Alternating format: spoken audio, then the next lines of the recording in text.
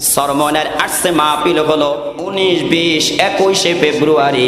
এই দরবারে যাবেন, এই দরবারে যাওয়ার পরে চোর ভালো হয়ে যায়, ডাকাত ভালো হয়ে যায়, সন্ত্রাসী ভালো হয়ে যায়, পাপিষ্ট নেককার হয়ে যায়, বেদাড়িওয়ালা যে সে দাড়িওয়ালা হয়ে যায়, বেপরদাই যে সে পর্দাওয়ালা হয়ে যায়, যার ঘরে টিভি ছিল সে মাহফিল থেকে সে টিভি ভাঙতে বাধ্য হয়ে যায়। ঠিক না বেঠি? তাই ভাইয়েরা আমার, বন্ধুরা আমার, এই দরবারগুলোতে যাবেন, এই দরবারগুলোর বিরোধিতা করে কোনো লাভ নাই, কোনো ফায়দা নাই। এই দেশের ভিতরে চরমনাওয়ালাদের অবদান অনেক অনেক আছে ভাইয়েরা আমার, এদের অবদান ভুলা যাবে না, এদের অবদান ভুলা যাবে না। এরা যেমন রাজনৈতিক ময়দানের সৈনিক, তেমন আবার এরা খানকারও পীর। ঠিক না ঠিক ভাইয়েরা আমার? যেইভাবে মানুষের আধ্যাত্মিক জগৎ নিয়ে এরা কি করে, ফিকির করে, ঠিক তেমনি ভাবে আল্লাহর জমিনে আল্লাহর দ্বীন প্রতিষ্ঠিত করারও চেষ্টা করে। ঠিক না বেটি? হক্কানি রব্বানি পীর মাশায়েখদের দরবারে বেশি বেশি করে যাইবেন। আমার আপনার নবীকে একদিন সাহাবায়ে কেরাম প্রশ্ন করলেন, ইয়া রাসূলুল্লাহ, ইয়া হাবিবাল্লাহ, ওগো আল্লাহর নবী, আমরা কার সামনে বসবো, আমরা কার কথাগুলো শুনবো, আমরা কার দরবারে যাব, আমরা কার দরবারে বসবো? আমার আপনার নবী তখন 3টা কথা বললেন। এক নম্বরে আমার আপনার নবী বললেন, যার কথা শুনলে তোমার ইলম বাড়বে, যার কথা শুনলে তোমার ইলম বাড়বে, যার কথা শুনলে তোমার আমল বাড়বে, এমন ব্যক্তির সামনে তোমরা বসবা। 2 নম্বরে আমার আপনার নবী বললেন, যাকে দেখলে আল্লাহর কথা স্মরণ হয়, যাকে দেখলে আল্লাহর স্মরণ তোমার অন্তরে তৈরি হয়, এমন ব্যক্তির দরবারে তোমরা বসবা। 3 নম্বরে আমার আপনার নবী বললেন, হে আমার সাহাবীরা শোনো, যাকে দেখলে পরকালের কথা স্মরণ হয়। চিল্লায়া বলি সুবহানাল্লাহ। তাই ভাইয়ারা আমার, বন্ধুরা আমার, আল্লাহওয়ালাদের দরবারে গেলে পরকালের কথা স্মরণ হয়, আল্লাহওয়ালাদের কথা শুনলে ইলম বাড়ে, আল্লাহওয়ালাদেরকে দেখলে আল্লাহর কথা স্মরণ হয়ে যায়। আপনি যদি উজানির দরবারে যান, চরমনের ময়দানে যান, বাংলাদেশে যত হকপন্থী পীর মাশায়েখদের দরবার আছে, এদের কাছে যখন আপনি যাইবেন, এদের কথা যখন আপনি শুনবেন, এদের দিকে যখন আপনি তাকাইবেন, এদের আমলের দিকে আপনি যখন তাকাইবেন, এদের জ্ঞান গর্ব কথাগুলো যখন আপনি শুনবেন, তখন আপনার আল্লাহর কথা স্মরণ হবে, পরকালের কথা স্মরণ হবে, এবং আপনার ইলম বাড়বে। কথা ঠিক না বেঠি? হে আমার ভাইয়ারা, বন্ধুরা আমার, আল্লাহ তাআলা স্পষ্ট ভাষায় জানিয়ে দিলেন, কিয়ামতের দিনে আমি আল্লাহ মানুষের নেকি বদি ওজন করার জন্য আমি আল্লাহ মানদণ্ড স্থাপন করব, এতে কোনো সন্দেহ নেই। আল্লাহ বলেন, সেদিন যার নেকির পাল্লাটা ভারী হয়ে যাবে, ওই দিন সে সফলতা অর্জন করবে। আর যার বদির পাল্লাটা ভারী হয়ে যাবে, ওই ব্যক্তি ক্ষতিগ্রস্ত হয়ে যাবে। আল্লাহ তাআলা বলেন, ফামান সাকুলাত মাওয়াজিনুহু, যার নেকির পাল্লা ভারী হবে, আল্লাহ বলেন, ফাউলাইকা হুমুল মুফলিহুন, সে কি করবে? সফলতা অর্জন করবে, সফল কাম হবে, অর্থাৎ সে চিরসুখের জায়গা জান্নাতে চলে যাবে। সুবহানাল্লাহ। আল্লাহ তাআলা তারপরে বললেন, যার কি হবে? নেকির পাল্লাটা হালকা হয়ে যাবে, বদির পাল্লাটা ভারী হয়ে যাবে, ওই ব্যক্তি ক্ষতিগ্রস্ত হবে, ওই ব্যক্তি জাহান্নামে যাওয়া লাগবে। হে আমার ভাইয়ারা, বন্ধুরা আমার, এই আয়াতের অধীনে আমাদের 3টা কথা মনে রাখতে হবে। 1 নম্বরে যার নেকির পাল্লা ভারী হবে, এই মানুষগুলো জান্নাতে যাবে। 2 নম্বরে যার বদির পাল্লা ভারী হবে, এই মানুষগুলো জাহান্নামে যাবে। 3 নম্বরে যার নেকি বদি সমান হবে, এই মানুষগুলো আরাফের মধ্যে থাকবে। বলেন তো কয় প্রকার হলো? একটু আওয়াজ দিয়া বলেন, আরো জোরে বলেন না, কয় প্রকার ভাইয়ারা আমার? তাই ভাইয়ারা আমার, বন্ধুরা আমার, এই আয়াতে কারিমা তিলাওয়াত করার দ্বারা আমার উদ্দেশ্য হলো, কিয়ামতের ময়দানে নেকির পাল্লায় কোন আমলগুলো সবচেয়ে বেশি ভারী হবে, সেই আমলগুলো নিয়ে আমি অতি সংক্ষেপে আপনাদের সামনে সহিহ হাদিস থেকে কিছু আমলের কথা বলতে চাই।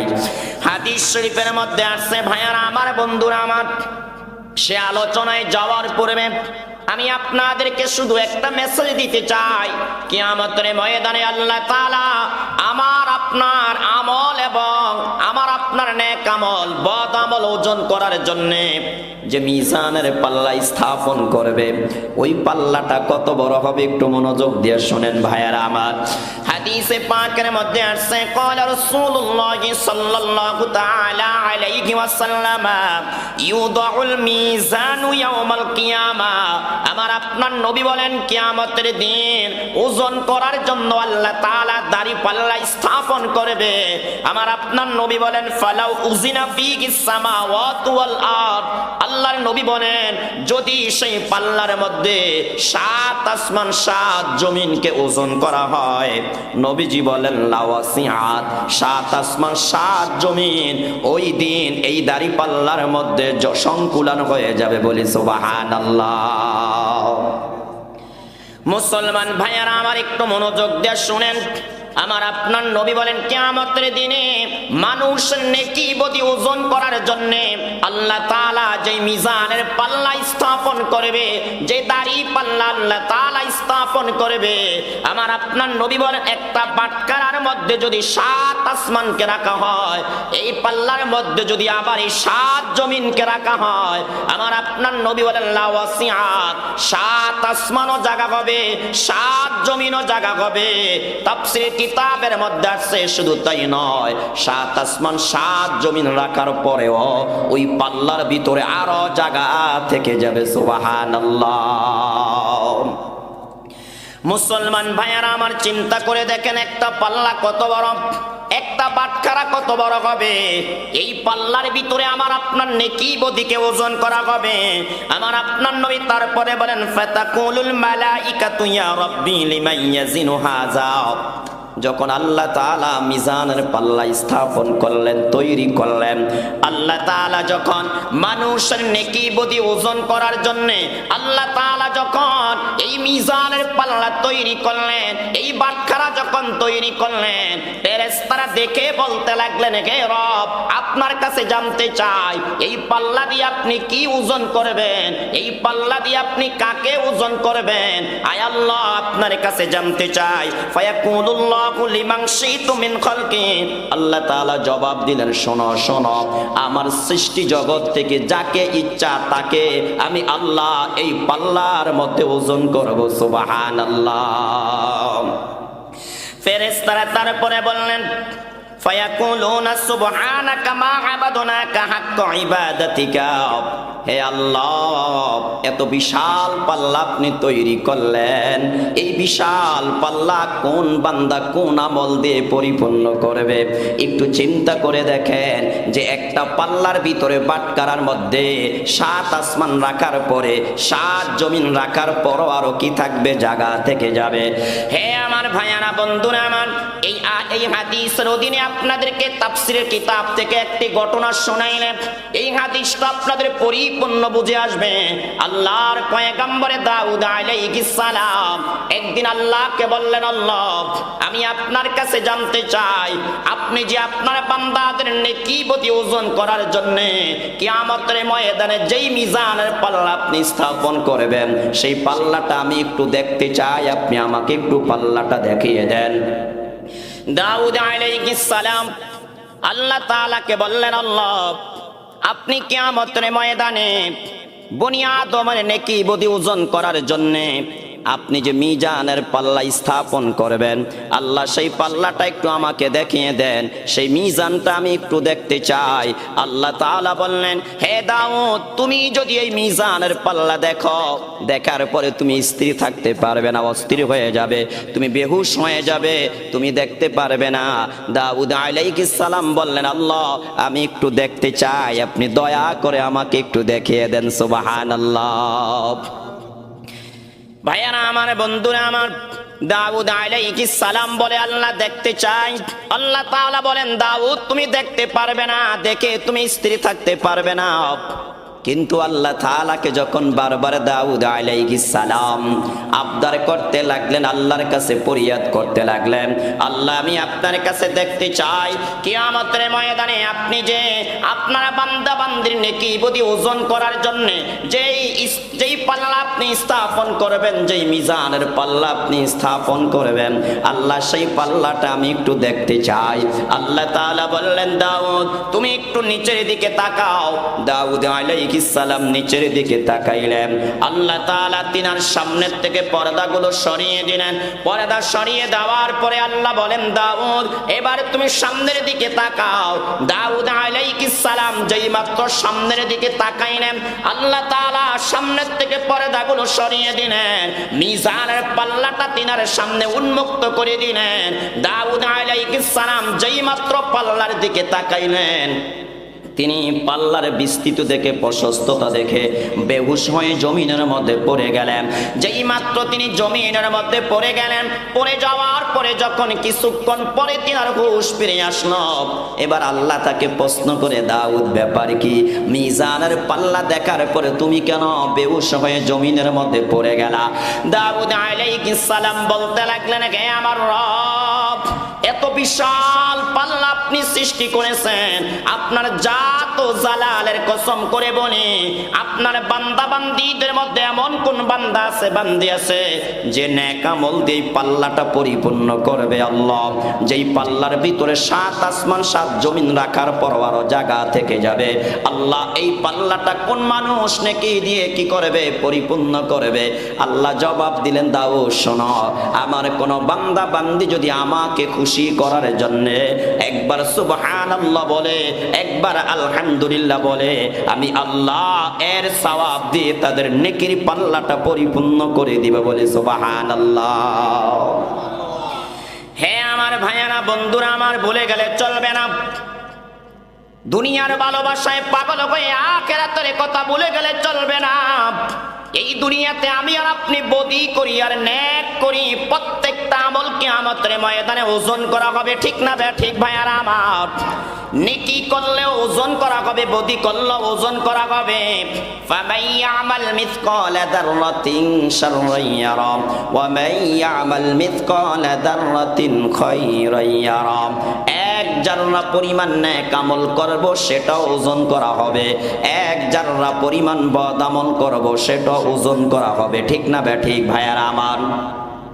তাই ভাইয়ারা আমার, বন্ধুরা আমার, কিয়ামতের ময়দানে নেকির পাল্লায় কোন কোন আমলগুলো সবচেয়ে বেশি ওজন হবে, সেই বিষয়টা আমি আপনাদের সামনে অতি সংক্ষেপে তুলে ধরতে চাই। হাদিস শরীফের মধ্যে আসছে, ক্বালা রাসূলুল্লাহ সাল্লাল্লাহু তাআলা আলাইহি ওয়াসাল্লাম, মা আথকালুকুন্না ফিল মিজান। আমার আপনার নবী বলেন, মিজানের নেকির পাল্লার ভিতরে 5টা আমল সবচেয়ে বেশি ওজন হবে, 5টা আমল সবচেয়ে বেশি ভারী হবে। আমার আপনার নবী 1 নম্বরে বলেন, লা ইলাহা ইল্লাল্লাহ। নবীজি বলেন, এই লা ইলাহা ইল্লাল্লাহ কিয়ামতের ময়দানে মিজানের নেকির পাল্লায় সবচাইতে বেশি ভারী হবে। চিল্লায়া বলি সুবহানাল্লাহ। নবীজি 2 নম্বরে বলেন, সুবহানাল্লাহ। দ্বিতীয় নম্বরে আমার আপনার নবী বলেন, কিয়ামতের ময়দানে মিজানের নেকির পাল্লার ভিতরে সবচেয়ে বেশি ভারী হবে সুবহানাল্লাহ। আমার আপনার নবী 3 নম্বরে বলেন, আলহামদুলিল্লাহ। হে আমার উম্মতরা শোনো, কিয়ামতের ময়দানে মিজানের নেকির পাল্লায় সবচেয়ে বেশি ওজন হবে, ভারী হবে, লোড হবে আলহামদুলিল্লাহ। 4 নম্বরে আমার আপনার নবী বলেন, হে আমার উম্মতরা শোনো, কিয়ামতের ময়দানে মিজানের নেকির পাল্লায় সবচেয়ে বেশি ওজন হবে আল্লাহু আকবার। আমার আপনার নবী 5 নম্বরে বলেন, হে আমার উম্মতরা শোনো, কিয়ামতের ময়দানে মিজানের নেকির পাল্লায় ওই সন্তানটা সবচেয়ে বেশি ওজন হবে, ওই আমলটা সবচেয়ে বেশি ওজন হবে যেই ব্যক্তির শিশুকালে সন্তান মারা গিয়েছে, শিশু অবস্থায় সন্তান মারা গিয়েছে। নবী বলেন, ওয়াল ওয়ালাদুস সালিহু ইয়াতাওয়াফফা লিল মারইল মুসলিমি ফায়াহতাসিবুহু যেই মা বাবার ছোটকালে সন্তান মারা যায়, শিশুকালে সন্তান মারা যায়, মারা যাওয়ার পরে হইচই করে কান্নাকাটি করে নেয়, বিলাপ করে, চতুর্দিকের মানুষগুলোকে এক জায়গায় করে না।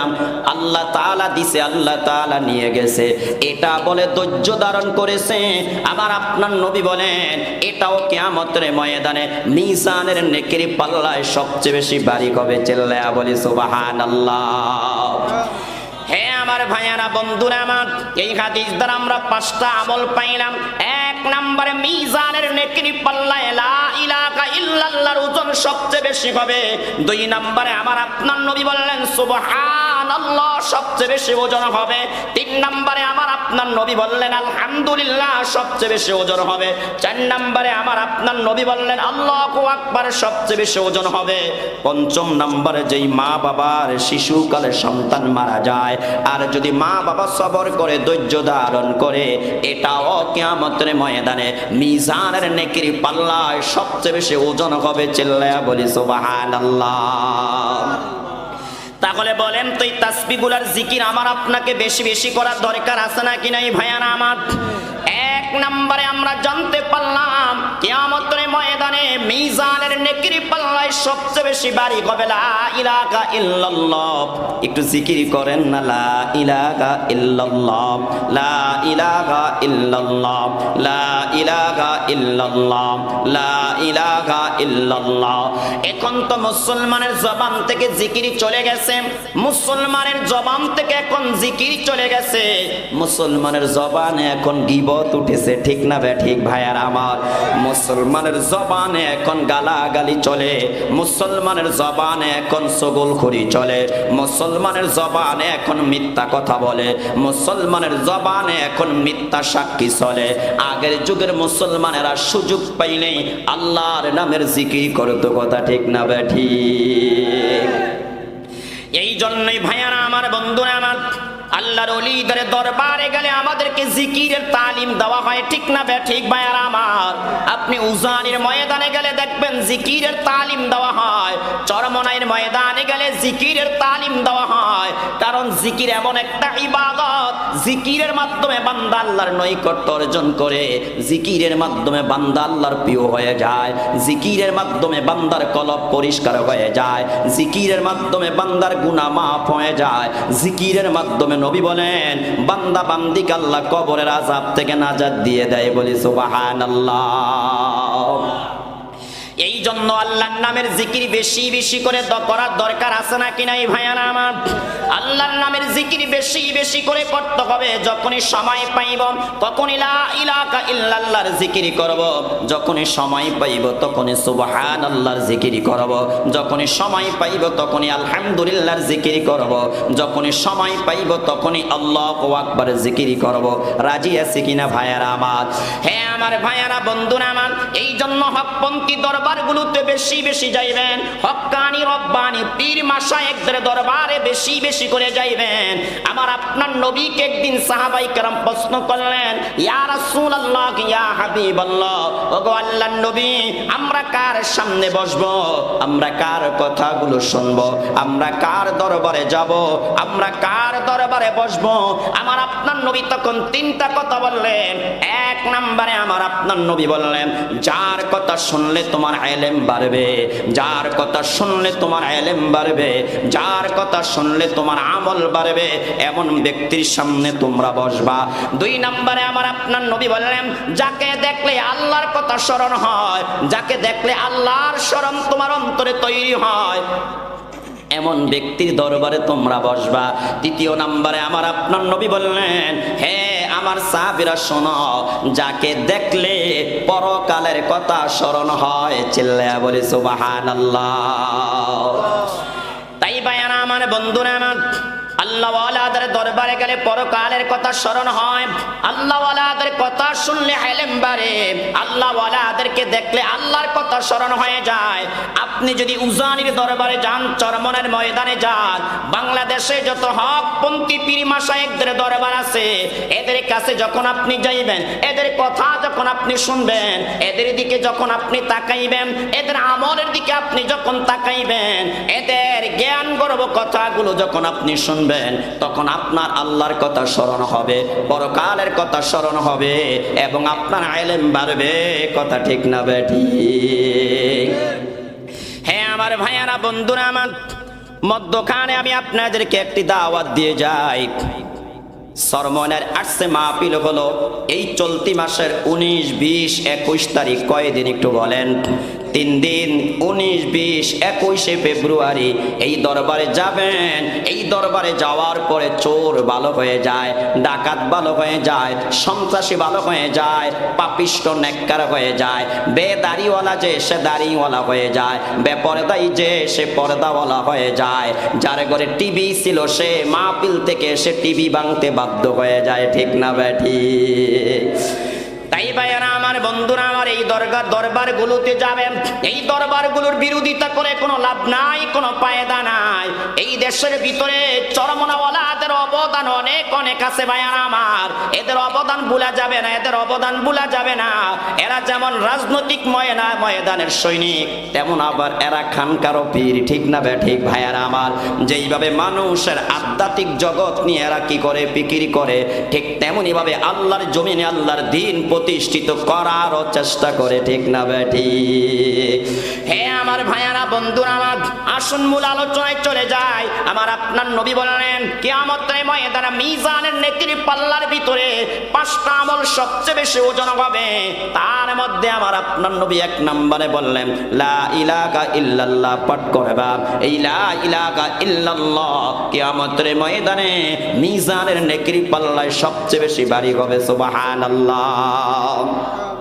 হ্যাঁ আমার ভাইয়ারা, বন্ধুরা আমার, এই ব্যাপারে আমি আপনাদের সামনে আরেকটি হাদিসের অনুবাদ শুনিয়ে দিচ্ছি। আব্দুল্লাহ বিন আমর রাদিয়াল্লাহু তাআলা আনহু বলেন, আমার আপনার নবী বলেছেন নূহ আলাইহিস সালাম যখন ইন্তেকাল করবে, ইন্তেকাল করার পূর্বে তিনি তিনার সন্তানদেরকে ডাকলেন। সন্তানদেরকে ডেকে বললেন, হে আমার সন্তানেরা শোনো, আমি তোমাদেরকে 2টি কাজের আদেশ করে যাচ্ছি, আর 2টি কাজ করতে তোমাদেরকে আমি নিষেধ করে যাচ্ছি। নূহ আলাইহিস সালাম তার সন্তানদেরকে ডেকে বললেন, হে আমার সন্তানরা শোনো, আনহাকুমা আনিশ শিরকি ওয়াল কিবরি, আমি তোমাদেরকে 2টি কাজ করতে নিষেধ করতেছি। তার মধ্যে 1 নম্বর হলো তোমরা শিরক করবে না, 2 নম্বর হলো তোমরা অহংকার করবে না।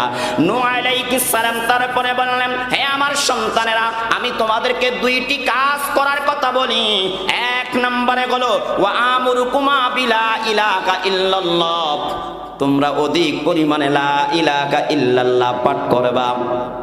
বাবা মৃত্যুর পূর্বে সন্তানদেরকে বলে যাচ্ছেন, হে আমার সন্তানেরা, তোমরা অধিক পরিমাণে লা ইলাহা ইল্লাল্লাহ পাঠ করবা। নূহ আলাইহিস সালাম বলেন, কেন পাঠ করবা জানো? এই কালিমার পাওয়ার কত, লোড কত, ওজন কত জানো?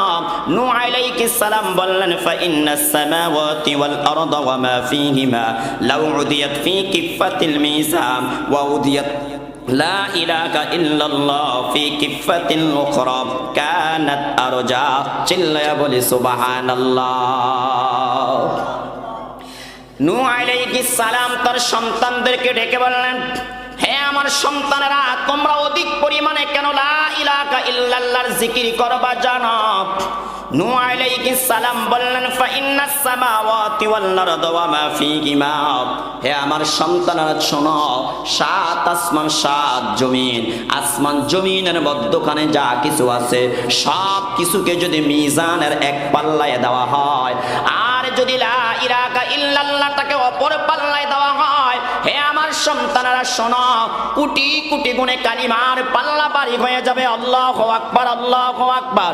হে আমার ভাইয়ারা, একবার চিন্তা করে দেখেন, নূহ আলাইহিস সালাম তার সন্তানদেরকে ডেকে বললেন, হে আমার সন্তানেরা শোনো, 7 আসমানকে যদি মিজানের এক পাল্লায় দেওয়া হয়, 7 জমিনকে মিজানের যদি ওই পাল্লায় দেওয়া হয়, আসমান জমিনের মধ্যখানে যা কিছু আছে এই সব কিছু যদি ওই পাল্লায় দেওয়া হয়, আমার আপনার নবী বলেন শুধুমাত্র কেবলমাত্র অপর পাল্লায় যদি শুধুমাত্র লা ইলাহা ইল্লাল্লাহকে দেওয়া হয়, নবীজি বলেন যেই পাল্লার ভিতরে 7 আসমান রাখা হলো, 7 জমিনকে রাখা হলো, আসমান জমিনের মধ্যখানে যা কিছু আছে সব কিছুকে রাখা হলো, নবী বলেন অপর পাল্লায় শুধুমাত্র কালিমা রাখা হলো। আল্লাহর হাবিব বলেন কালিমার পাল্লাটা কোটি কোটি কোটি গুণে বাড়ি হয়ে যাবে। চিল্লায়া বলি সুবহানাল্লাহ। তাই ভাইয়ারা আমার, বন্ধুরা আমার, এই কালিমার জিকির বেশি বেশি করে আমার আপনার করার দরকার আছে নাকি নাই? আরো জোরে বলেন না, দরকার আছে নাকি নাই? নূহ আলাইহিস সালাম তার সন্তানদেরকে দুইটা কাজ করার আদেশ করলেন। এক নম্বরে বললেন লা ইলাহা ইল্লাল্লাহর জিকির করার জন্য। দ্বিতীয় নম্বরে বললেন কে আমার সন্তানেরা, ওয়া আমুরুকুমা বিসুবহানাল্লাহি ওয়া বিহামদিহি, দ্বিতীয় নম্বরে তোমরা সুবহানাল্লাহি ওয়া বিহামদিহির জিকির করবা। তিনি বলেন কেন জানো? ফা ইন্নাকা সালাতু কুল্লি শাইইন ওয়া বিহা ইউরযাকু কুল্লু শাইইন। আল্লাহর সৃষ্টি জগতে যত সৃষ্টি আছে সমস্ত সৃষ্টির সালাত হলো সুবহানাল্লাহি ওয়া বিহামদিহি। আল্লাহ তাআলার সৃষ্টি জগতে যত মাখলুক রয়েছে সমস্ত মাখলুকের সালাত হলো, জিকির হলো সুবহানাল্লাহি ওয়া বিহামদিহি। আল্লাহ তাআলা বলে দিচ্ছেন ওয়া ইন মিন শাইইন ইল্লা ইউসাব্বিহু বিহামদিহি ওয়ালাকিন লা তাফকাহুনা তাসবিহাহুম। আল্লাহ বলেন হে আমার বান্দারা বান্দিরা শোনো, আসমান জমিনের ভিতরে যত সৃষ্টি আছে, মাখলুকাত আছে, সমস্ত সৃষ্টি আমি আল্লাহর তাসবিহ পাঠ করে, আমি আল্লাহর পবিত্রতা বর্ণনা করে, কিন্তু তোমরা তাদের তাসবিহ শোনো না, তোমরা তাদের জিকির শোনো না, তোমরা তাদের তাসবিহ পাঠ বুঝতে পারো না। আল্লাহ বলেন সৃষ্টি জগতে আল্লাহ তাআলা বলেন সাব্বাহা লিল্লাহি মা ফিস সামাওয়াতি ওয়াল আরদ, আসমান জমিনে যত কিছু আছে সব কিছু কার নামের তাসবিহ পাঠ করে? একটু আওয়াজ দিয়ে বলেন, আরো জোরে বলেন না কার? আল্লাহ বলেন আসমান জমিনে যত মাখলুক আছে সমস্ত মাখলুক আমি আল্লাহর নামের তাসবিহ পাঠ করে, কিন্তু আল্লাহর সৃষ্টি সেরা হয়ে আমরা আল্লাহর তাসবিহ পাঠ করি না। এই কথা ঠিক না বেঠি? তাই ভাইয়ারা আমার, বন্ধুরা আমার, নূহ আলাইহিস সালাম তার সন্তানদেরকে বলেন হে আমার বৎসরা শোনো, দ্বিতীয় নম্বরে তোমরা অধিক পরিমাণে লা ইলাহা ইল্লাল্লাহ পাঠ করবা এবং তোমরা অধিক পরিমাণে সুবহানাল্লাহি ওয়া বিহামদিহির জিকির করবা। হে আমার ভাইয়ারা বন্ধুরা আমার, নূহ আলাইহিস সালাম এই দুইটা জিকিরের দুইটা ফায়দা বর্ণনা করলেন। এক নম্বরে বললেন কালিমার পাওয়ার, কালিমার ওজন, কালিমার লোড হলো 7 আসমানের চাইতে কালিমার দাম বেশি, 7 জমিনের চাইতে কালিমার দাম বেশি। আসমান জমিনের মধ্যখানে যা কিছু আছে সব কিছুর চেয়ে কালিমার দাম বেশি। কথা ঠিক না বেঠি? দ্বিতীয় নম্বরে বললেন কে আমার সন্তানেরা, তোমরা অধিক পরিমাণে সুবহানাল্লাহি ওয়া বিহামদিহির জিকির করবা, কারণ আল্লাহ তাআলার সৃষ্টি জগতের মধ্যে যত সৃষ্টি আছে সমস্ত সৃষ্টি জগতের সালাত হলো, সমস্ত সৃষ্টি জগতের সালাত হলো সুবহানাল্লাহি ওয়া বিহামদিহি, সুবহানাল্লাহি ওয়া বিহামদিহি, সুবহানাল্লাহি ওয়া বিহামদিহি। নবীজি বলেন ওয়া বিহা ইউরযাকু কুল্লু শাই, আর এই তাসবিহর বরকতে আল্লাহ তাআলা तमाम জগতের সমস্ত সৃষ্টি জগৎকে রিজিক দিয়ে থাকে। বলি সুবহানাল্লাহ। হে আমার ভাইয়ারা বন্ধুরা আমার, আপনার রিজিকের অভাব, আপনি আজকের থেকে এই তাসবিহর আমল বাড়িয়ে দেন সুবহানাল্লাহি ওয়া বিহামদিহি। আল্লাহর কসম আপনার রিজিকের অভাব থাকবে না। আপনার ঘরে রিজিকের অভাব, হে পর্দার আড়ালের মা, আপনার স্বামী কামাই করার পরেও আপনার ঘরের অভাব বন্ধ হয় না। আজকের থেকে আপনি সুবহানাল্লাহি ওয়া বিহামদিহির জিকির বাড়ায়া দেন, তারপরতে আস্তাগফিরুল্লাহর আমল আপনি বাড়িয়ে দেন, তারপরে লা হাওলা ওয়ালা কুওয়াতা ইল্লা বিল্লাহর আমল আপনি বাড়িয়ে দেন, তারপরে আপনি সূরাতুল ওয়াকিয়া মাগরিবের পরে পাঠ করার আমল আপনি বাড়িয়ে দেন। হে পর্দার আড়ালের মা, ইনশাআল্লাহ আপনার ঘরে রিজিকের অভাব থাকবে না। আল্লাহ তাআলা আপনার ঘরের রিজিকের অভাব দূর করে দিবে। আপনার স্বামীকে আমলগুলো করার কথা বলেন, আপনার সন্তানকে আমলগুলো করার কথা বলেন। এক নম্বরে সুবহানাল্লাহি ওয়া বিহামদিহি, দুই নম্বরে আস্তাগফিরুল্লাহ, আস্তাগফিরুল্লাহ। আবার আপনার নবী বলেছেন মান লাজিমাল ইস্তিগফার জাআলাল্লাহু লাহু মিন কুল্লি দিকিন মাখরাজা। আমার আপনার নবী বলেন ওয়ামিন কুল্লি হাম্মিন ফারাজা ওয়া রাযাকাহু মিন হাইসু লা ইয়াহতাসিব। আমার আপনার নবী বলেন যারা অধিক পরিমাণে ইস্তিগফার পড়বে, নিজের উপর ইস্তিগফারকে লাজিম করে নেবে, আল্লাহ তাআলা তাদেরকে দুনিয়াতে 3টা পুরস্কার দিবে। এই হাদিসের মধ্যে 3টা পুরস্কারের কথা আছে, তার মধ্যে একটা হলো আল্লাহ তাআলা বান্দাদেরকে এমন জায়গার থেকে রিজিক দিবে যেটা সে জীবনে কোনোদিন কল্পনা করে না, কোনোদিন যেটা সে জীবনে কোনোদিন কল্পনা করে না, ভাবেও না ভাইয়ারা আমার। তাই আমার আপনার নবী বলেন, নূহ আলাইহিস সালাম তার সন্তানদেরকে বললেন, হে আমার সন্তানেরা, তোমরা দুইটা কাজ থেকে বিরত থাকবে, আর দুইটা কাজ তোমরা বেশি বেশি করে করবে। এক নম্বরে বললেন তোমরা শিরিক করবে না, দুই নম্বরে বললেন তোমরা অহংকারী করবে না। যেই দুইটা কাজের আদেশ করলেন, সেই দুইটা কাজের মধ্যে একটা হলো অধিক পরিমাণে লা ইলাহা ইল্লাল্লাহ পাঠ করবে, দ্বিতীয় নম্বরে বললেন সুবহানাল্লাহি ওয়া বিহামদিহি, এই তাসবিহটা তোমরা বেশি বেশি করে পাঠ করবে। সিল্লায়া বলি সুবহানাল্লাহ। হে আমার ভাইয়ারা, বন্ধুরা আমার, প্রথম হাদিস দ্বারা জানতে পারলাম মিজানের নেকির পাল্লার মধ্যে 5টা আমল সবচেয়ে বেশি ভারী হবে। এক নম্বরে হলো লা ইলাহা ইল্লাল্লাহ। এই ব্যাপারে তিরমিজি শরীফ থেকে আপনাকে আরেকটি হাদিস শুনিয়ে দেই ভাইয়ারা আমার।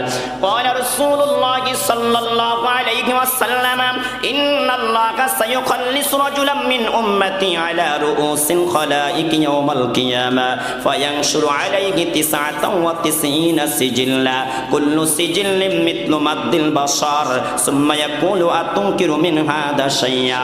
আমার আপনার নবী বলেন, কিয়ামতের ময়দানে সমস্ত সৃষ্টির সামনে আল্লাহ তাআলা এমন একজন বান্দাকে উপস্থিত করবেন, যেই বান্দার 99টি আমল নামা আল্লাহ তাআলা উন্মুক্ত করে দিবে। যেই বান্দার 99টি আমল নামা আল্লাহ তাআলা উন্মুক্ত করে দিবে, সেটা নেকির আমল নামা নয়, বদির আমল নামা।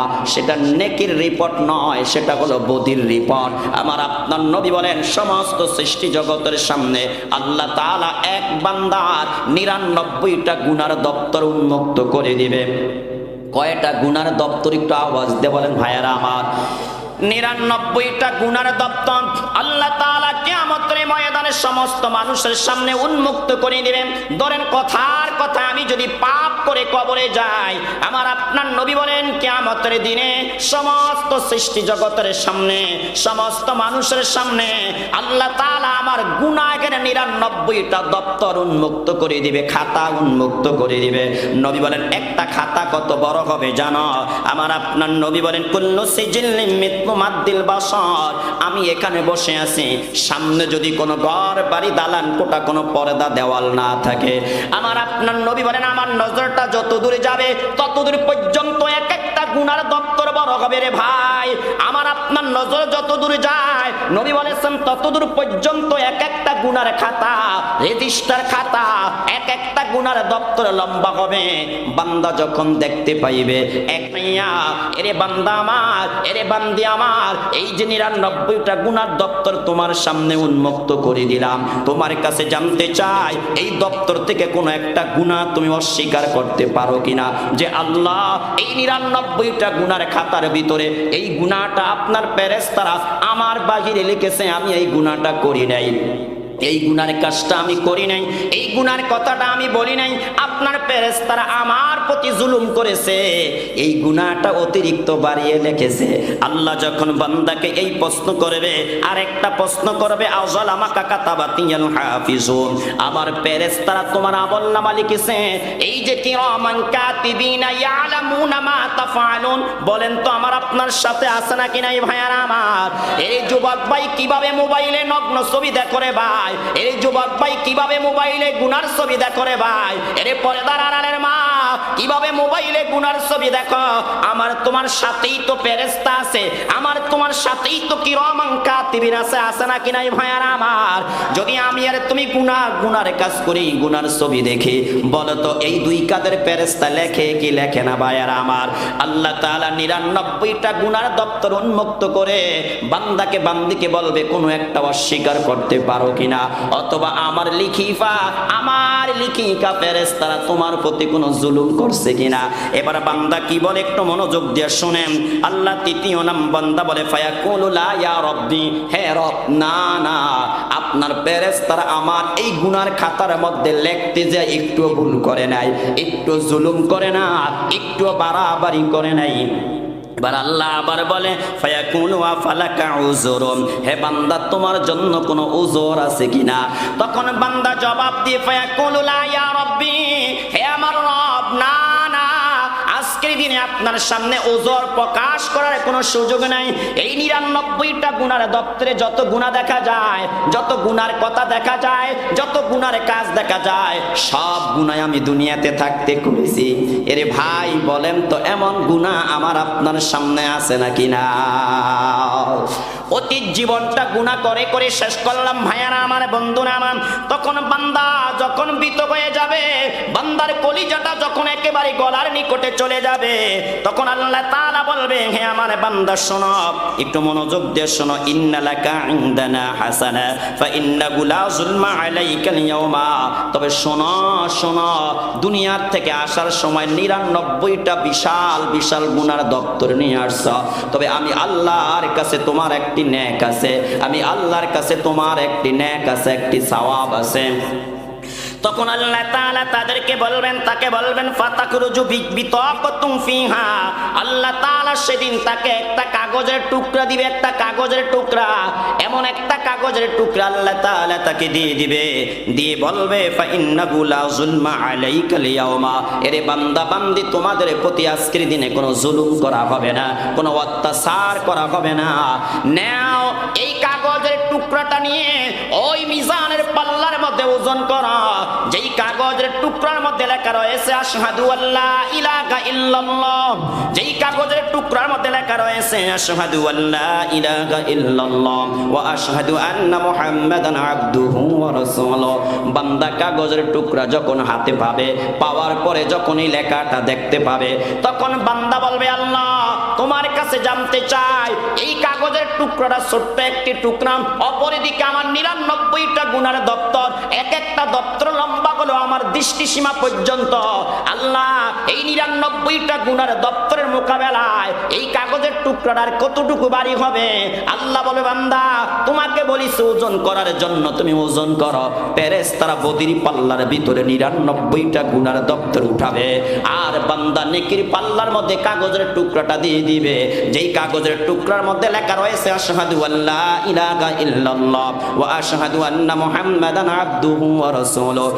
আমার আপনার নবী বলেন, যেই মাত্র এই 99টা গুনার দপ্তরের মোকাবিলায় নেকির পাল্লায় যখন কাগজের টুকরা রাখা হবে, আমার আপনার নবী বলেন কি হবে তখন অবস্থাটা জানেন? নবীজি বলেন, ওয়াসাকুলাতিন বিতাকাতু ফালা ইয়াসকুলু মা আল্লাহ মা ইসমিল্লাহি শাই। কোটি কোটি গুণে ওই কাগজের পাল্লাটা ভারী হয়ে যাবে। চিল্লায়া বলি সুবহানাল্লাহ। হে আমার ভাইয়ারা, বন্ধুরা আমার, তাহলে একটাবার চিন্তা করে দেখেন, 99টা গুনার দপ্তর এক পাল্লায় দেওয়া হলো, আর আল্লাহর নাম যেই কাগজের মধ্যে লেখা, ওই কাগজটা অপর পাল্লায় দেওয়া হলো। নবীজি বলেন, কোটি কোটি গুণে আল্লাহর নামের পাল্লাটা ভারী হয়ে গেল। এই হাদিস শুনে আমার আপনার খুশি হওয়ার কোনো সুযোগ নেই। বেলে হুজুর এটা কেমন কথা বললেন? এখানে সুন্দর একটা কথা মনে রাখেন, তাম দুনিয়াতে যত বেঈমান আছে, সমস্ত বেঈমানদের আমলনামা একবার ওজন করা হবে, আর তাম দুনিয়াতে যত ইমানদার আছে তাদের আমলনামা 2বার ওজন করা হবে। বলেন আমরা ইমানদার নাকি বেঈমান? একটু আওয়াজ দিয়ে বলেন না, ইমানদার নাকি বেঈমান? হে আমার ভাইয়ারা, বন্ধুরা আমার, আমার আপনার আমলনামা 2বার ওজন করা হবে। বিষয়টা একটু ক্লিয়ার করে নেই। ধরেন একটা হিন্দু লোক, একটা খ্রিস্টান, একটা বেঈমান, তাম দুনিয়াতে যত সম্পদ আছে সমস্ত সম্পদের মালিক হয়ে গেল। ওই সম্পদগুলো আল্লাহর পথে ব্যয় করে দিল, দান করে দিল, কালবাট করে দিল, ব্রিজ করে দিল, গরিব দুঃখীর পিছনে ব্যয় করলো। কিন্তু ভাইয়ারা আমার, বন্ধুরা আমার, সে ঈমান আনে না, ঈমান আনে না, ঈমান নাই তার কাছে, ঈমান নাই। দেখবেন বহু হিন্দু আছে সমাজ সেবামূলক কাজ করে, করে কি করে না ভাইয়ারা আমার? বহু ইহুদি খ্রিস্টান আছে মানুষের উপকার করে, করে কি করে না ভাইয়ারা আমার? ভালো কাজ করে, নেকির কাজ করে, মানুষকে কি করে উপকার করে। হে আমার ভাইয়ারা, বন্ধুরা আমার, বলেছিলাম তাম দুনিয়াতে যত বেঈমান আছে, এই বেঈমানরা যদি ঈমান না এনে মৃত্যুবরণ করে, কিয়ামতের ময়দানে তাদের আমলনামা একবার ওজন করা হবে। বলে কিভাবে ওজন করবে ভাইয়ারা আমার? এই হলো নেকির পাল্লা, এই হলো বদির পাল্লা। মনোযোগ দিয়ে শুনেন, প্রথমে নেকির পাল্লার ভিতরে সমস্ত কি করা হবে? দুনিয়াতে যত সমাজ সেবামূলক কাজ করেছে সবগুলা দেওয়া হবে। আর যে বদির পাল্লাটা আছে, এই বদির পাল্লার ভিতরে দুনিয়াতে থাকতে যে আল্লাহর প্রতি ঈমান আনে না, তাওহীদ যে মানে না, ইসালাত যে মানে না, এই আল্লাহকে অস্বীকার করার, পরকালকে অস্বীকার করার, আল্লাহকে না মানার একটা গুনাহ, এটাকে অপর পাল্লায় দেওয়া হবে। দুনিয়ার জীবনে যত নেক আমল করেছে, যত ভালো আমল করেছে, যত সমাজ সেবামূলক কাজ করেছে, সবগুলা দিল নেকির পাল্লায়। আর বদির পাল্লার মধ্যে দিল জীবনে যে আল্লাহকে বিশ্বাস করেন, আল্লাহর প্রতি ঈমান আনে না, আল্লাহর প্রতি ঈমান না আনার গুনাহটা দিল কিসের পাল্লায়? বদির পাল্লায়। আল্লাহর হাবিব বলেন, তাফসীর কিতাবের মধ্যে আসছে, তামাম জীবনে যত নেক আমল করেছে, সমাজ সেবামূলক কাজ করেছে, সব হালকা হয়ে যাবে, আর আল্লাহকে না মানার গুনাহটা সবচেয়ে ভারী হয়ে যাবে। এবার বলেন তো, তার ওজন করার আর কোন নেক আছে? একটু আওয়াজ দিয়ে বলেন না ভাইয়ারা আমার। তাহলে কাফের বেঈমান যারা প্রথমবার ওজন করার পরেই তাদের ব্যাপারে ফয়সালা হয়ে যাবে, সিদ্ধান্ত হয়ে যাবে, তাদেরকে জাহান্নামে নিয়ে যাও। আল্লাহ এটাই বলেছেন, ফালা নুকিমু লাহুম ইয়াউমাল কিয়ামাতি ওয়াজনা। ওই দিন কাফের বেঈমানদের কোনো আমলনামা ওজন করা হবে না। এবার ভাইয়ারা আমার, বন্ধুরা আমার, আমরা যারা মুমিন মুসলমান, আমাদের আমলনামা ওজন হবে দুইবার। কয়বার? একটু আওয়াজ দিয়ে বলেন। এর মুসলমান ভাইয়ারা, গুরুত্বপূর্ণ কথা, একটু মনোযোগ দিয়ে শোনেন, একটু মনোযোগ দিয়ে শোনেন। প্রথমবার আমি আর আপনি যত গুনাহ করেছিলাম, এই গুনাহগুলো দেওয়া হবে এক পাল্লায়, আর আমি আর আপনি জীবনে যত নেক আমল করেছিলাম, ওগুলা দেওয়া হবে আরেক পাল্লায়। এগুলা দেওয়া হবে আর কয় পাল্লা? একটু আওয়াজ দিয়ে বলেন।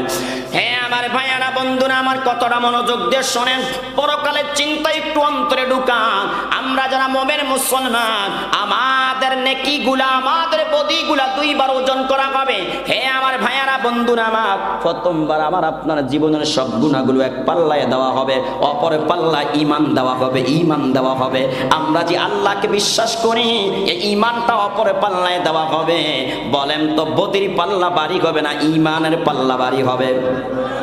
আওয়াজ দিয়ে বলেন না, ঈমানের পাল্লা নাকি গুনার পাল্লা?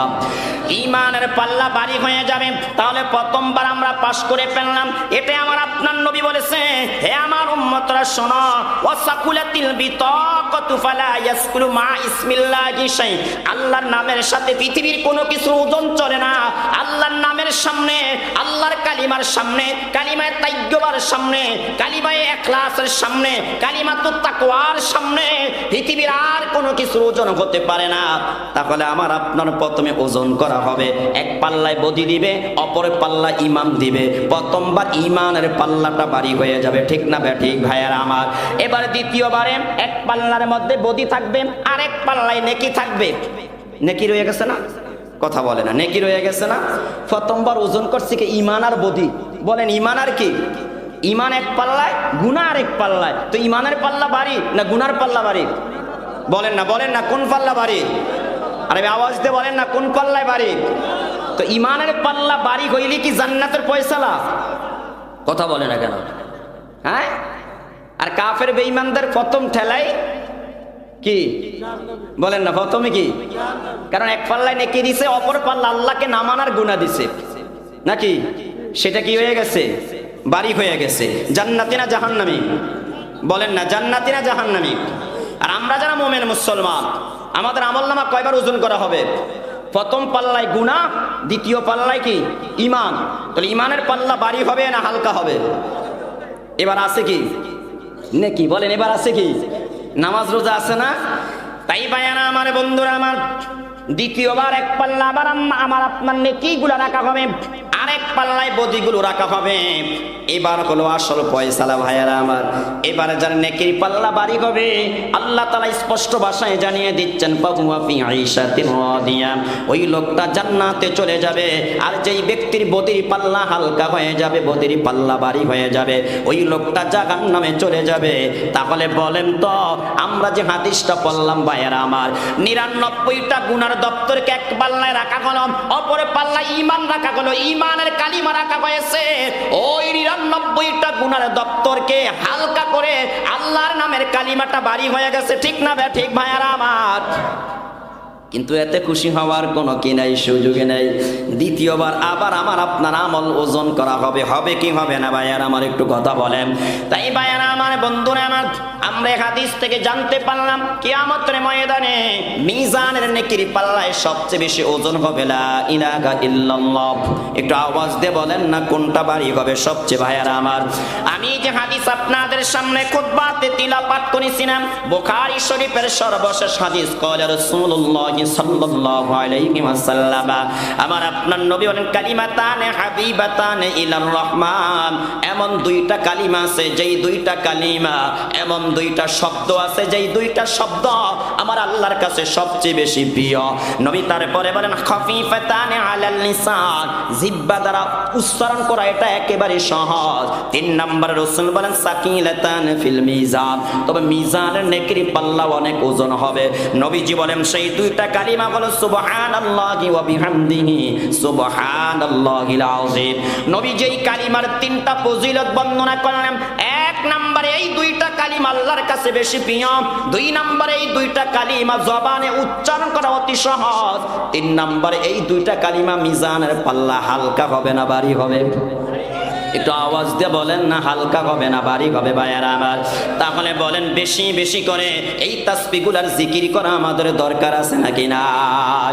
আজকের থেকে বেশি বেশি করে সুবহানাল্লাহি ওয়া বিহামদিহি সুবহানাল্লাহিল আযীম বলেন না, সুবহানাল্লাহি ওয়া বিহামদিহি সুবহানাল্লাহিল আযীম সুবহানাল্লাহি ওয়া বিহামদিহি সুবহানাল্লাহিল আযীম। এই তাসবিহগুলা যখনই সুযোগ পাইব তখনই জিকির করব।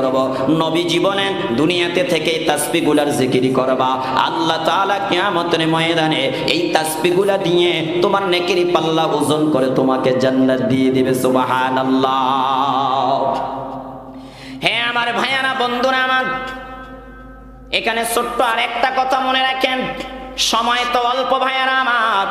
কিয়ামতের ময়দানে মিজানের ভিতরে কি ওজন করা হবে? কি আমাকে আপনাকে ওজন করা হবে, নাকি আমলনামা ওজন করা হবে, নাকি স্বয়ং আমলটা ওজন করা হবে? এই ব্যাপারে মুফাসসিরিন কেরাম 3 দলে বিভক্ত হয়েছেন।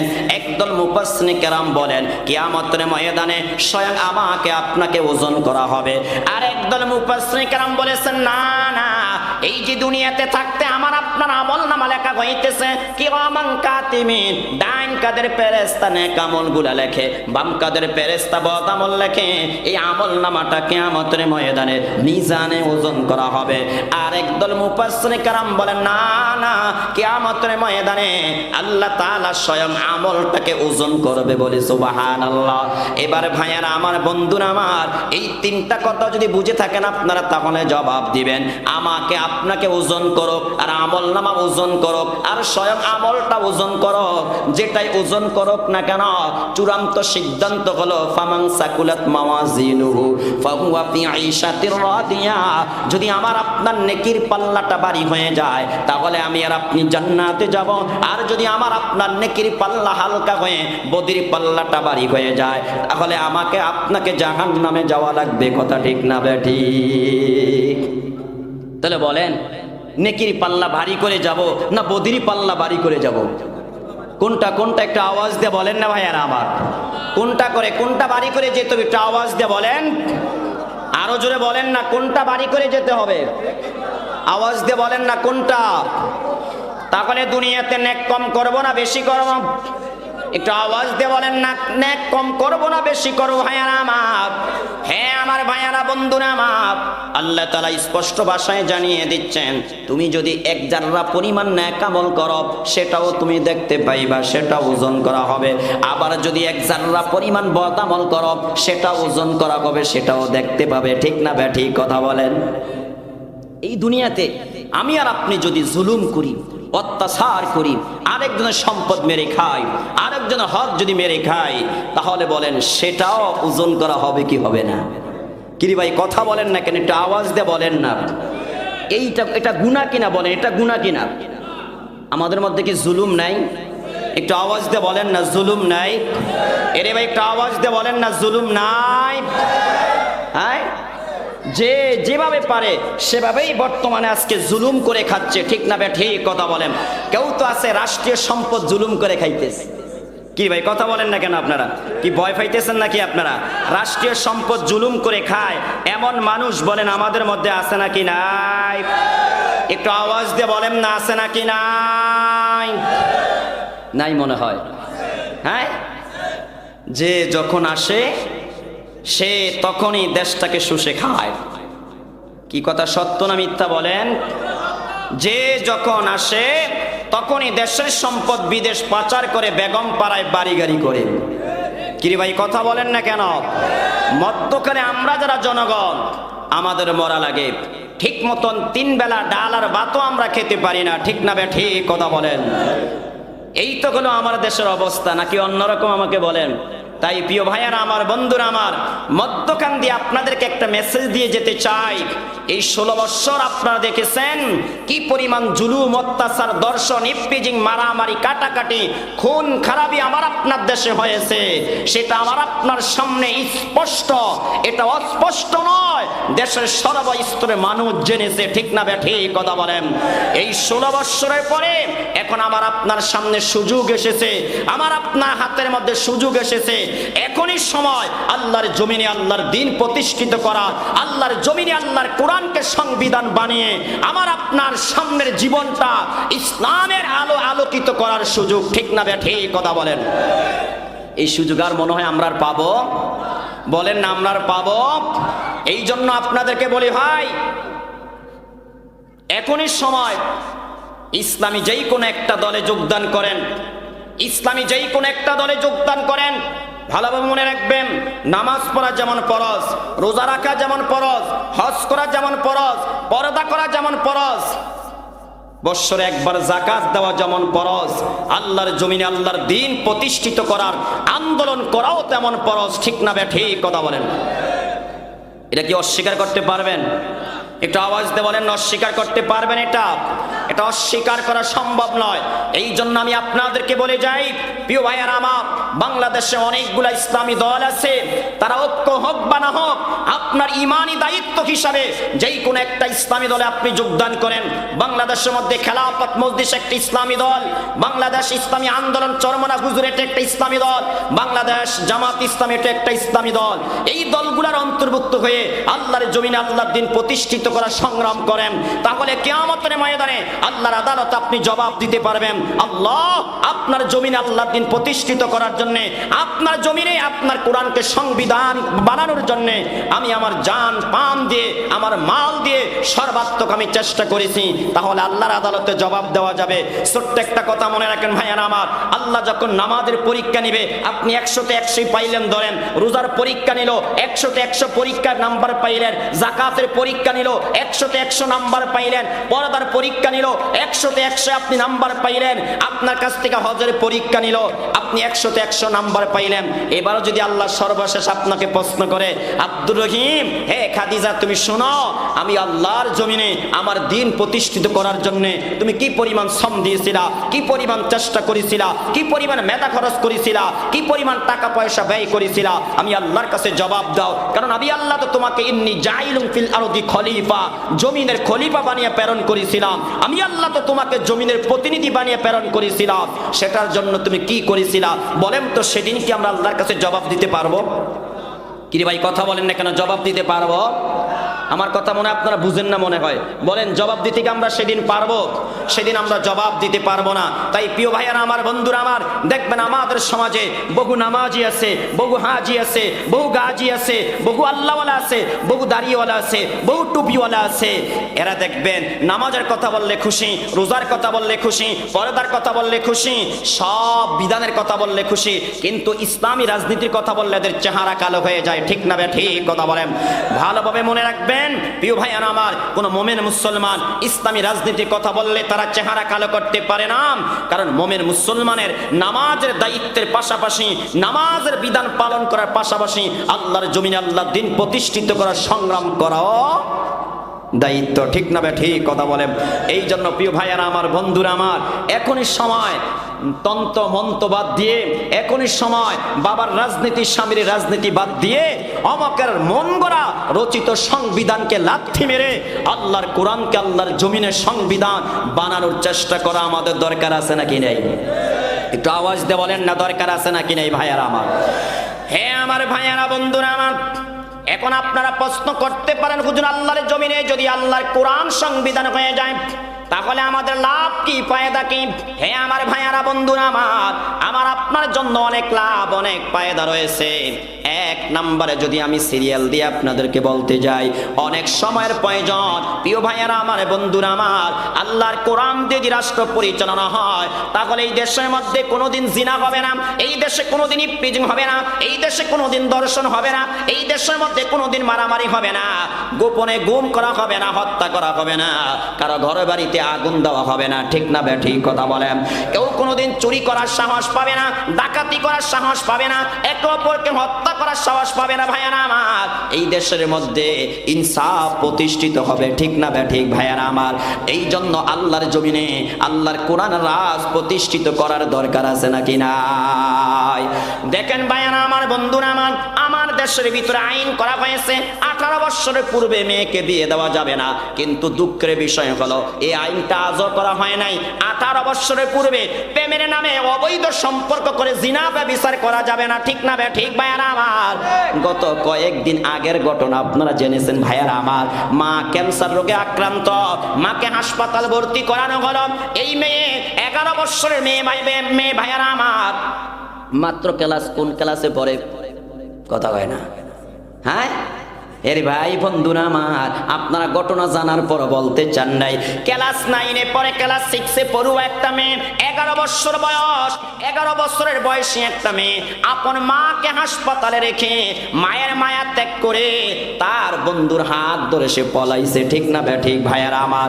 এবার একটাবার চিন্তা করে দেখেন প্রিয় ভাইয়ারা আমার, বন্ধুরা আমার, 18 বছর আগে বিয়ে দিলে সমস্যা, 18 বছর আগে বিয়ে করলে সমস্যা, পুলিশে বাড়িতে এসে হামলা করে, কিন্তু 18 বছর আগে প্রেমিকের হাত ধরে পার্কে গেলে সমস্যা নাই, মার্কে গেলে সমস্যা নাই, ওই কি রমনা বটমূলে গেলে সমস্যা নাই, এইখানে সেইখানে ঘুরতে গেলে সমস্যা নাই।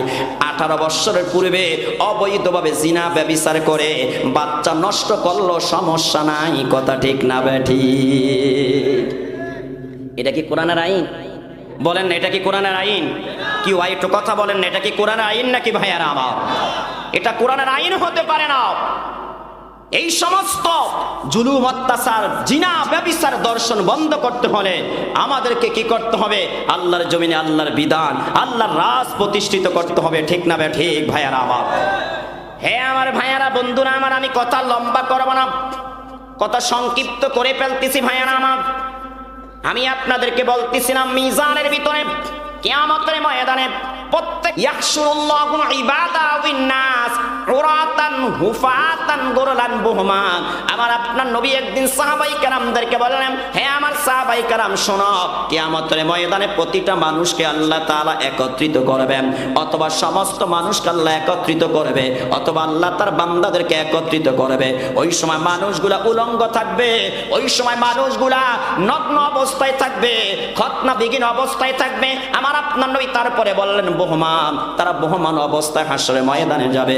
সাহাবীরা প্রশ্ন করলেন, নবীজি বহমান কাকে বলে আপনার কাছে জানতে চাই। আমার আপনার নবী জবাব দিলেন, লাইসা মাকুম শাইউন, সেদিন তাদের সাথে কোনো সহায় সম্বল থাকবে না, কোনো টাকা পয়সা থাকবে না, কোনো অর্থকড়ি থাকবে না, কোনো দিনার দিরহাম থাকবে না। আমার আপনার নবী বলেন, ওই সময় আল্লাহ তাআলা বিকট শব্দ দিয়ে হাসরের ময়দানের মানুষগুলাকে খেতাব করে বলবেন, আনাল মালিক, আমি আল্লাহ কইলাম রাজাদিরাজ, আমি আল্লাহ কইলাম রাজাদিরাজ, আমি আল্লাহ কইলাম সমস্ত বাদশাদের বাদশা। ঠিক না ব্যাটিং ভাইয়ারা আমার? আমি আল্লাহ কইলাম তামাম দুনিয়ার মালিক, আমি আল্লাহ কইলাম বাদশা। আমার আপনার নবী বলেন, এই কথা যখন আল্লাহ তাআলা বলবে, তামাম হাসরবাসীগুলো এই কথাগুলো শুনতে পাবে। কাছের মানুষ যেইভাবে শুনতে পায়, দূরের মানুষগুলো সেইভাবে শুনতে পাবে। আমার আপনার নবী তারপরে বললেন, আল্লাহ তাআলা ডাক দিয়া বলবে, আমার আপনার নবী বলেন, ওই আল্লাহর কসম করে আমি বলি যে আল্লাহর কুদরতি হাতে আমি মুহাম্মাদের জীবন, একজন জান্নাতি জান্নাতে প্রবেশ করতে পারবে না যেই পর্যন্ত জাহান্নামী কোনো ব্যক্তির কাছে সে ঋণী থাকবে।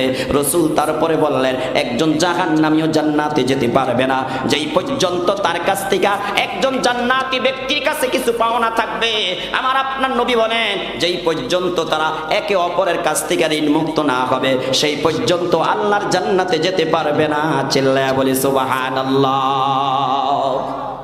তাই ভাইয়েরা আমার, বন্ধুরা আমার, মিজানের পাল্লা সবকিছু ওজন করা হবে।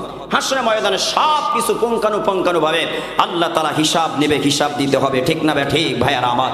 তো প্রিয় ভাইয়ারা আমার, বন্ধুরা আমার, সময় স্বল্প, অনেক ওলামায়ে কেরাম এখনো রয়ে গেছে। তাহলে আমি আপনাদের সামনে যে বিষয়টা তুলে ধরলাম সেই বিষয়টা হলো কিয়ামতের ময়দানে আমার আপনার নেকি বদি ওজন করা হবে। তাতে কোনো সন্দেহ আছে? একটু আওয়াজ দিয়ে বলেন না, সন্দেহ আছে? একটু মুসলমান আওয়াজ দিয়ে বলেন না, কোনো সন্দেহ আছে? কিয়ামতের ময়দানে আমার আপনার নেকি বদি ওজন করা হবে, এতে কোনো সন্দেহ নাই, এতে কোনো সন্দেহ নাই। নেক করলে ওজন করা হবে, বদ করলে ওজন করা হবে। তাহলে বলেন আমাকে আপনাকে বেশি বেশি করে নেক আমল করার দরকার আছে নাকি নেই? একটু আওয়াজ দিয়ে বলেন না, দরকার আছে নাকি নেই? আর দুইটা হাদিস বলে আমি আমার আলোচনা ইতি টানার চেষ্টা করব ভাইয়েরা আমার। হাদিস শরীফের মধ্যে আসছে قال رسول الله صلى الله عليه وسلم الطهور شطر الإيمان। আমার আপনার নবী বলেছেন পবিত্রতা হলো ঈমানের অর্ধেক। বলেন পবিত্রতা কিসের অর্ধেক? একটু আওয়াজ দিয়ে বলেন। নবীজি তারপরে বলেন আলহামদুলিল্লাহি তামলাউল মিজান। নবীজি বলেন আলহামদুলিল্লাহ মিজানের পাল্লাকে পরিপূর্ণ করে দেয়। সুবহানাল্লাহ বলবেন না?